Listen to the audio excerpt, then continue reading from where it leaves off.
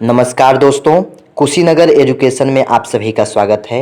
मैं अंकित कुमार आज आप सभी लोगों के बीच में एक बहुत ही महत्वपूर्ण शब्द पर चर्चा करने के लिए आया हूँ। शब्द न कहें, शब्दों पर चर्चा करने के लिए आया हूँ, क्योंकि इस ऑडियो में हम दो शब्दों के विषय में जानेंगे और काफ़ी गहराई से जानने का प्रयास करेंगे कि आखिर इनका अर्थ क्या है और हमें यह क्या शिक्षा देता है। तो चलिए बिना देर किए हुए ऑडियो को शुरू करते हैं। नवोन्मेष क्या है, जिसको कहें अंग्रेजी में तो इनोवेशन क्या है, इसके विषय में जानते हैं। नवोन्मेष शब्द संज्ञा शब्द है, एक पुल्लिंग शब्द है और इसका शाब्दिक अर्थ होता है नया उत्थान, नया विकास और नई तरक्की। नवोन्मेष का यदि हम संधि विच्छेद करते हैं तो हमें पता चलेगा कि इसका दो शब्द है, नव धन उन्मेष। नव का अर्थ नया से है और उन्मेष का अर्थ है आंखें खोलना। मीन्स जो हमारी कुछ पुरानी परंपराएं हैं, रीति रिवाज हैं, शिक्षा है, अर्थव्यवस्था है, रोजगार है, इसमें आधुनिकता के साथ बदलाव, यही नवोन्मेष है।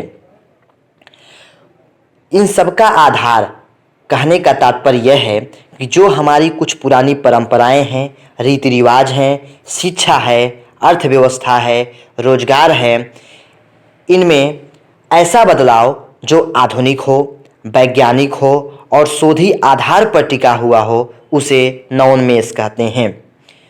पूर्व में उपयोग की जा रही प्रौद्योगिकी तकनीकी को बदलकर नई तकनीकी का प्रयोग नवोन्मेष है। रूढ़िवादी अर्थ बाजार वाले ग्राहकों के तरीकों को छोड़कर ऐसे नए ग्राहकों की खोज करें जो नए बाजार विकसित कर सकें, यही नवोन्मेष है। किसी पुरानी ध्वस्त पड़ी व्यवस्था में आधुनिक विचारों के साथ किया गया बदलाव नवोन्मेष है।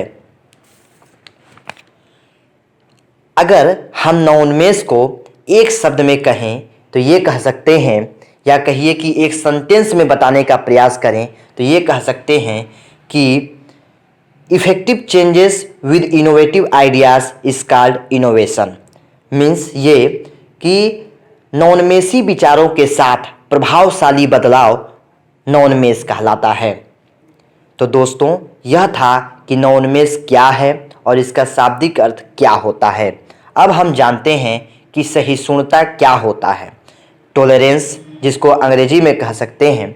सहिष्णुता का शाब्दिक अर्थ है सहन करना, यानी कि अपने से अलग आदतों, अपने से विरोधी विचारों, अलग धर्म, अलग राष्ट्रीयता आदि के प्रति भी एक संतुलित मनोवृत्ति बनाए रखना सहिष्णुता है।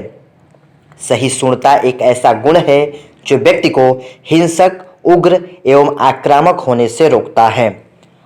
यह गुण एक सामाजिक व्यक्ति के जीवन में महत्वपूर्ण भूमिका अदा करता है।